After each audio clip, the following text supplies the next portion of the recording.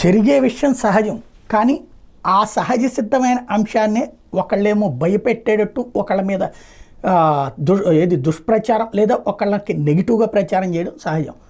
ఇంకొకళ్ళకి అనుకూలంగా వాళ్ళు అద్భుతంగా చేస్తున్నట్టు జరుగుతుంటుంది. అదే మన ఆంధ్రప్రదేశ్ మీడియా ప్రతి అంశాన్ని మనం ఎలా ఆలోచించాలో డిసైడ్ చేస్తూ ఉంటుంది.